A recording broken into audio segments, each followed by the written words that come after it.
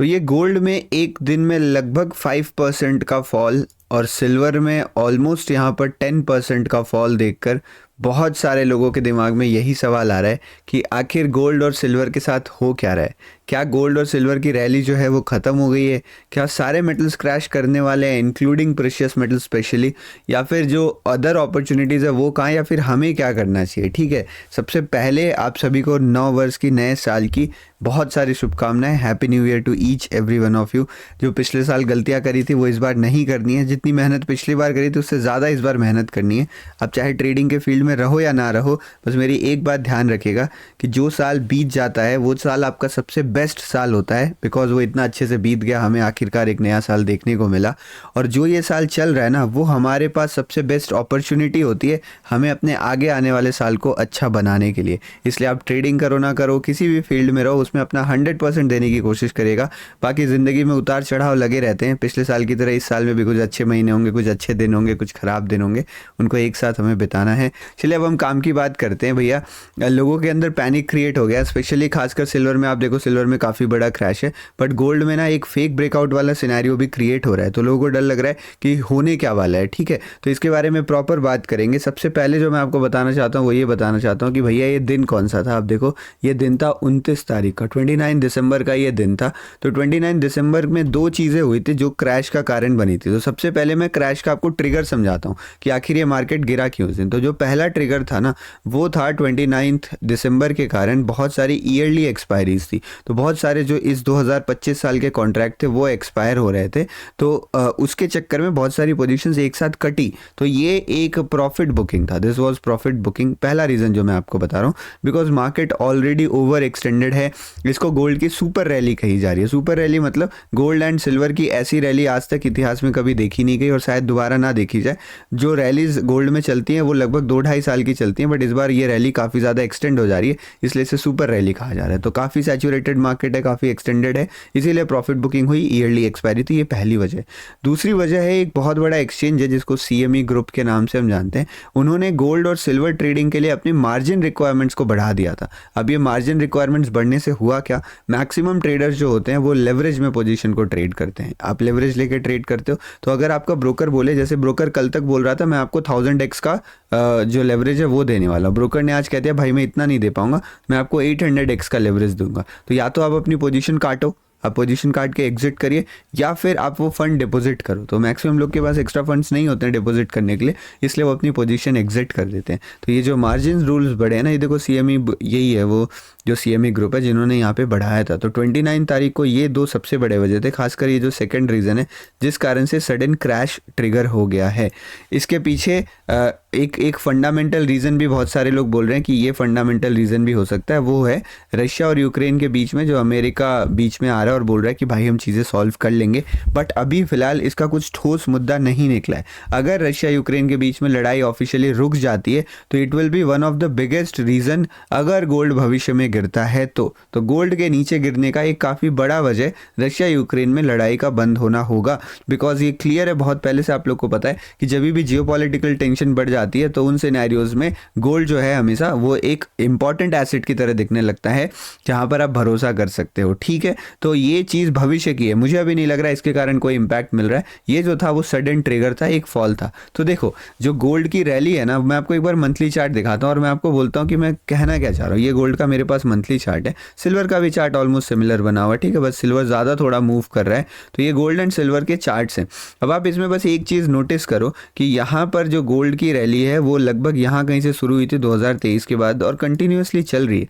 बीच में छोटी मोटी रेड कैंडल्स भी देखने को मिली थी, बीच में पॉज भी हमें देखने को मिला था, बट रैली कंटिन्यूसली अपसाइड चल रही है। तो इतनी बड़ी रैली को रोकने के लिए ना कोई ऐसा ट्रिगर काम नहीं आएगा जो केवल पोजीशंस को एग्जिट करवा रहा हो। जैसे पोजीशन सारी एग्जिट हो गई ना, तो वो एक टेक्निकल ट्रिगर हो गया। तो कोई भी टेक्निकल ट्रिगर गोल्ड को नीचे ज़्यादा देर तक नहीं रख पाएगा, ज़्यादा नीचे तक नहीं ला पाएगा। गोल्ड को नीचे लाने के लिए हमें फंडामेंटल ट्रिगर्स की ज़रूरत होगी। कुछ फंडामेंटल चेंजेस हुए थे जिस कारण गोल्ड में ये रैली ट्रिगर हुई थी, वैसे ही कुछ फंडामेंटल बदलाव आएंगे तब जाके गोल्ड की ये रैली ठंडी पड़ेगी या फिर गोल्ड जो है वो रुक जाएगा। ये फंडामेंटल चेंजेस क्या हो सकते हैं? सबसे पहला, जैसा मैंने अभी आपको बताया कि लड़ाई रुक जाए। अगर यहाँ पे जियोपॉलिटिकल टेंशन जो है वो ईज आउट होते हैं तो उस सिनेरियो में गोल्ड जो है वो एक लोअर प्राइसेस में आके कहीं तो स्टेबली रुकेगा, भले ही बहुत ज़्यादा ना गिरे बट बढ़ना कम जो हो जाएगा वो चीज़ है।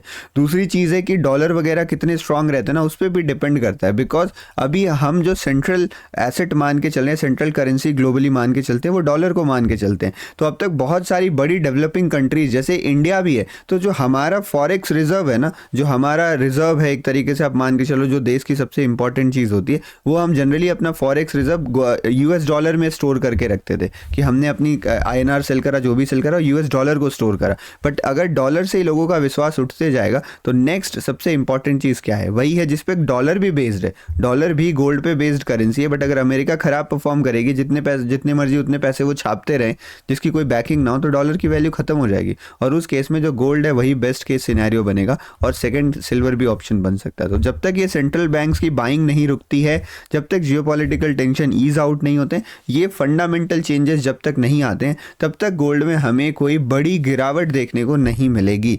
तो व्हाट इज माय कंक्लूजन? मैं आपको सबसे पहला सवाल का जवाब बता चुका हूँ। ये हमारा पहला सवाल था, क्या गोल्ड सिल्वर की रैली जो है वो खत्म हो चुकी है। तो मैंने रीजन आपको क्रैश बताया, कहाँ पर हम खड़े हैं वो भी बताया, और क्या चीज़ बदल रहा है मैं आपको वो भी बताने की कोशिश करता हूँ। देखो बेसिकली आप देखो तो ये टेक्निकल ट्रिगर था, फंडामेंटली अभी भी कुछ नहीं बदल रहा है। अगर बदलेगी तो वो रशिया यूक्रेन की लड़ाई बदल सकती है, अमेरिका की पोजीशन शायद स्ट्रांग हो जाए, वो सारी चीज़ें अगर बदले, सेंट्रल बैंक की बाइंग रुक जाए तो अलग बात है। बट अभी फिलहाल कोई भी चीज़ें नहीं बदल रही है। This was just a technical trigger जिसके कारण फॉल आया। हम कहाँ पर आके खड़े हैं मैं अब आपको ये समझाता हूँ। तो बेसिकली जिस जगह पर हम आके खड़े हैं ना, वो कोई भी डेंजरस पोजीशन वाला एरिया नहीं है, आपको घबराने की बिल्कुल भी ज़रूरत नहीं है। मार्केट में जस्ट एक 5% का क्रैश आया है, और आप देखो तो ये 20 EMA का चार्ट है, तो नीचे 200 EMA, 200 EMA से तो हम काफ़ी दूर हैं, बट 20 EMA से हमने कई बार पास्ट में सपोर्ट लिया है, और अगेन हम 20 EMA के आसपास आके खड़े हैं। इसके साथ साथ अगर आप देखो तो नीचे से एक सपोर्ट की ट्रेंड लाइन आ रही है, यानी ज़्यादा से ज़्यादा अगर आप फंडामेंटली या फिर चार्ट के हिसाब से देखो तो यहाँ पर लगभग और 200 से 300 पॉइंट का फॉल जो है पॉसिबल है, यानी लगभग हम 4200 तक शायद गोल्ड को आता हुआ देख सकते हैं। उसके बाद गोल्ड का एक स्ट्रॉन्ग सपोर्ट होता है। देखो अब तक मैं एज ए इन्वेस्टर बात कर रहा था, बट मैं आपको एज ए ट्रेडर समझाता हूँ अब, कि कहीं भी मार्केट में जब भी बाजार में आप प्रेडिक्शन करने बैठ रहे हो ना, तो बस आप दो काम कर सकते हो। पहला काम क्या कर सकते हो, आप फाइंड आउट कर सकते हो, आप चीज़ें ढूंढ सकते हो कि जिसमें मार्केट के पॉसिबल रिएक्शन की उम्मीद हो, जिसमें पॉसिबल रिएक्शन की उम्मीद है। जैसे ये 20 EMA काफ़ी इंपॉर्टेंट एरिया है, यहाँ पास्ट में भी रिएक्शन आए, ये ट्रेंड लाइन भी काफ़ी इंपॉर्टेंट बन जाती है। तो पहली चीज़ आप वो ढूंढ सकते हो। दूसरी चीज़ आप ये देख सकते हो कि किस डायरेक्शन में जाने की प्रोबेबिलिटी ज़्यादा है बेस्ड अपॉन द पास्ट के चार्ट। तो पास्ट में काफ़ी अच्छी बाइंग आई थी, this was a breakout and kind of ये रीटेस्ट जोन जो है वो बन रहा है। तो अगर सारी चीज़ें सही रहती हैं, फंडामेंटली कुछ भी नहीं बदलता है ना, तो आइदर गोल्ड ये चैनल में मूव करना प्रेफर करेगा, मतलब there will be a slow upside momentum, धीरे धीरे गोल्ड ऊपर की तरफ ही निकलता रहेगा, और there can be a quick upside momentum. यहाँ से फिर से फास्ट हम यहाँ कहीं पहुँच जाएंगे, और हाई के बाद फिर वी विल थिंक हमें नेक्स्ट क्या करना है। क्या यहाँ से गिरावट आ सकती है? बिल्कुल आ सकती है, बट अभी हम वो चीज़ ज़्यादा प्रोबेबिलिटी का हिसाब से मान के नहीं चल रहे, वो ज़्यादा प्रोबेबिलिस्टिक नहीं है अभी, बट फॉल भी आ सकता है। तो this is the prediction of the chart. Chart में क्या हो सकता है वो आई थिंक अब आपको क्लियर हो गया होगा। Let's move on to next question. क्या मेटल्स क्रैश करने वाले हैं? तो देखो मेटल सेक्टर जो है वो बहुत बड़ा है और बहुत ही डाइवर्स है।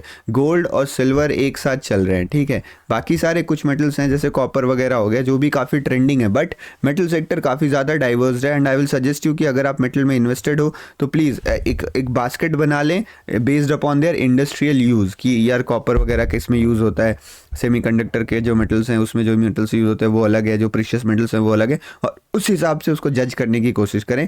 As a metal whole sector को एक मान के चलने में कोई भी फायदा नहीं है। तो metals are going to crash, the answer is no. अभी तो कोई क्रैश की उम्मीद हमें नहीं लग रही है। अगर भविष्य में कोई सिचुएशन बनती है तो देखो सबसे मेन क्वेश्चन ये है, तो आप वहाँ तक आने दो मुझे, आप टेंशन मत लेना। बाकी एनालिसिस के लिए separate analysis for different type of metals is very important. किसी भी 2 मेटल को 3 मेटल को अलग अलग टाइप के एक साथ जोड़ के एक सिंगल बास्केट में डाल के एनालिसिस मत करेगा।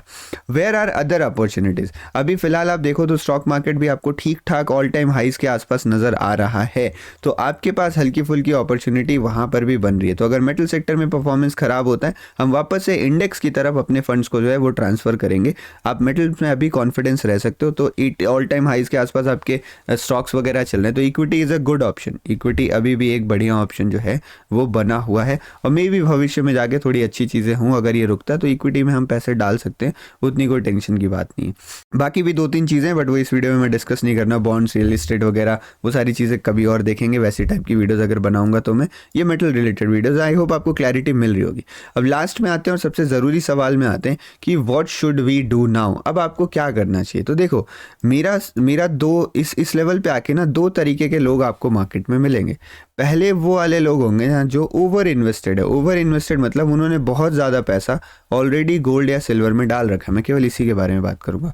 और कुछ लोग होंगे जो अंडर इन्वेस्टेड होंगे, जिन्होंने यहाँ पे पैसा डाला ही नहीं होगा। अच्छा, मैं उन लोगों की बात कर रहा हूँ जो पैसे डालने में इंटरेस्टेड हैं। कुछ लोग तो इसमें नॉर्मल सोना वगैरह खरीदते रहते हैं, इसमें एज ए इन्वेस्टमेंट नहीं देखते कि मार्केट में आके मैं इन्वेस्ट करूँ, अपनी एंट्री टाइम करूँ, वो नहीं देखते। कोई बात नहीं, मैं केवल उनकी बात कर रहा हूँ। अगर आप वैसा काम कर रहे हो ना तो भी कोई दिक्कत नहीं है भाई, आप सोना खरीदते जाओ, जो भी पैसे आ रहे हैं आपकी सेविंग भी होगी, और ये ज़ीरो नहीं हो सकता कभी भी। गोल्ड की वैल्यू कभी भी ज़ीरो नहीं हो सकती अनटिल एंड अनलेस हम आर्टिफिशियल गोल्ड बनाना शुरू कर दें। आर्टिफिशियल गोल्ड बनने लगे, उसको दुनिया स्वीकार कर ले, तभी ये पॉसिबल है, नहीं तो ये पॉसिबल नहीं है। और वो आर्टिफिशियल गोल्ड जो बनेगा वो भी कंप्लीटली इंडस्ट्रियल लेवल पे होगी, जितना चाहो उतना बना लो, तभी ये चीज़ होगी, नहीं तो गोल्ड की वैल्यू कभी ज़ीरो नहीं होने वाली।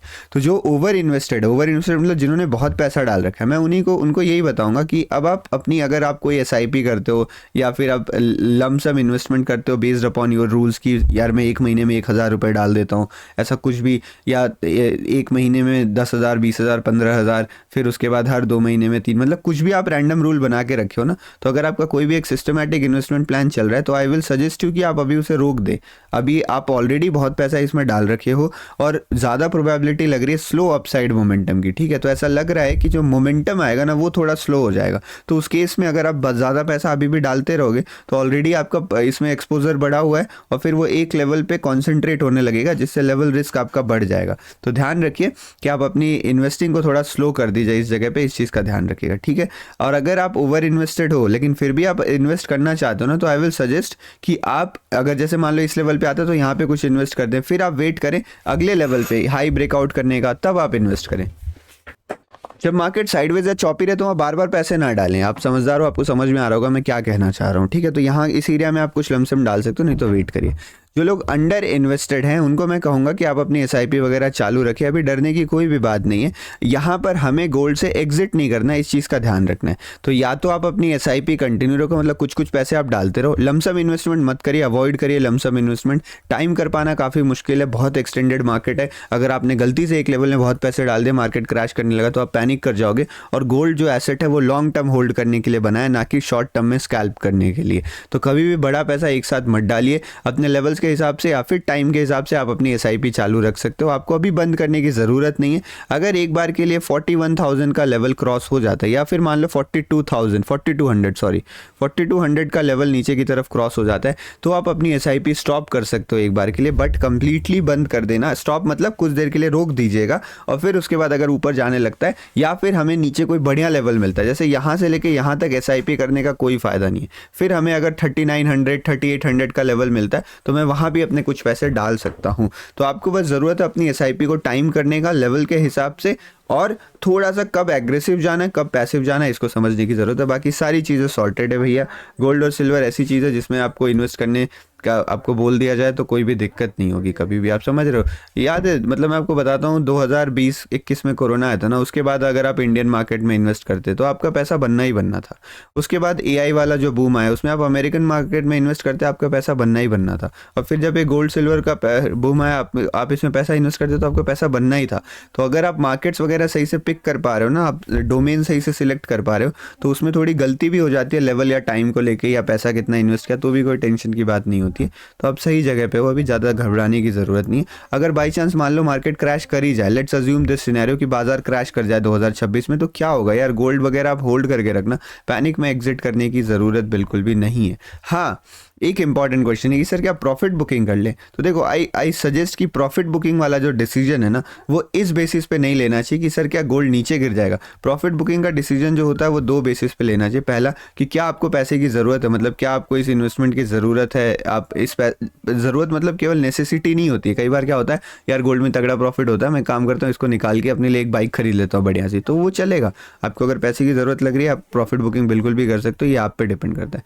दूसरा चीज़ प्रॉफिट बुकिंग के टाइम ये देखना चाहिए कि अगर आप अभी प्रॉफिट बुकिंग कर लेते हो तो व्हाट्स योर नेक्स्ट प्लान। आप उस पैसे को कहीं और इन्वेस्ट करने वाले हो तो वहाँ से आप कितना रिटर्न के बारे में सोच रहे हो। तो इस तरीके से आपको प्लान करना पड़ेगा। मान लो आप यहाँ से निकाल के डाल देते हो इक्विटी में 2% का रिटर्न पूरे साल भर में मिलता है और ये 10% और ऊपर निकल जाता है, तो आप क्या करोगे? पहली चीज़ ये देखनी होती है कि आप पैसा निकाल के उसका करोगे क्या, कहाँ उसको इन्वेस्ट करोगे, वहाँ कितना रिटर्न आप एक्सपेक्ट कर रहे हो। और दूसरी चीज़ ये देखनी होती है कि अगर आप गोल्ड में दोबारा, जैसे आपने प्रॉफिट बुकिंग कर ली और अगर आप दोबारा गोल्ड में आके इन्वेस्ट करोगे तो क्या वो लेवल सही से आप पकड़ पाओगे? क्या आप इतने एक्टिव हो मार्केट में कि आप वो, जैसे मान लो मैं यहाँ पे एग्जिट कर देता हूँ, ठीक है, ये मेरी बहुत सही डिसीजन थी, मैंने प्रॉफिट बुकिंग कर ली, गोल्ड यहाँ से 10% और गिर जाता है, तो क्या मैं वहाँ अपने सारे पैसे डाल दूंगा? क्या आप वहाँ कॉन्फिडेंट आएगा? या फिर मान लो आप वहाँ पैसे नहीं डाल पाए, फिर गोल्ड उठने लगा, आपको पता ही नहीं चला कब आपसे रैली मिस हो गई। तो इसीलिए गोल्ड में आप एक प्रॉफिट बुकिंग तभी करना अगर आपको पैसे की ज़रूरत है या फिर आप प्रॉपर प्लान कर पा रहे हो कि आप उसे कहाँ री इन्वेस्ट करोगे उस अमाउंट को। और अगर गोल्ड में दोबारा एंट्री करनी पड़ी तो क्या आप वो कर पाओगे, उतने एक्टिव हो आप उतनी अच्छे तरीके से क्या आप प्लान कर पाओगे? अगर नहीं कर पाओगे टेंशन मत लिए, चलने दीजिए। वॉरेन बफेट का सबसे बड़ी कहावत यही थी कि जो आपके अच्छे पिक्स हैं लेट देम रन, आपका फ़ायदा होगा। और आपके सारे एग्स जो है वो एक ही बास्केट में है तो नहीं, तो आपको टेंशन लेने की ज़रूरत नहीं है। इस वीडियो में इतना ही, आई होप आपको क्लैरिटी मिली होगी। बंद करते हैं इस वीडियो को, बहुत बहुत धन्यवाद। अगर आपको इसके बारे में पता चला है बढ़िया से तो आप चैनल ज़रूर सब्सक्राइब कर दीजिएगा। और ये एक्सएम एक ब्रोकर है जिसमें आप गोल्ड को ट्रेड कर सकते हो और इसमें आपको अच्छा खासा लेवरेज भी मिलता है। और प्लस अगर आप बिगिनर हैं तो इसमें आपको $100 का बोनस मिलता है, तो आप उससे भी ट्रेडिंग कर सकते हो। जितना आप डिपॉजिट करते हो वो डबल हो जाता है आपका, मैक्स अप टू $100। तो इसके बारे में ज़्यादा जानने के लिए आप हमें व्हाट्सएप में मैसेज कर दीजिए या फिर नीचे डिस्क्रिप्शन में लिंक दी हुई है, आप जाके उसको चेकआउट कर सकते हो। यहाँ पर आप अच्छे से गोल्ड ट्रेडिंग कर सकते हो। और अगर आपको इन्वेस्ट नहीं करना है, केवल ट्रेड करना है बिना रिस्क के, तो वो भी पॉसिबल है। बिना रिस्क मतलब इन्वेस्टमेंट वाला रिस्क नहीं चाहिए, ट्रेडिंग में रिस्क हमेशा होता है, remember that. Thank you very much. बंद करते हैं, मिलते हैं नेक्स्ट वीडियो में। बहुत बहुत धन्यवाद।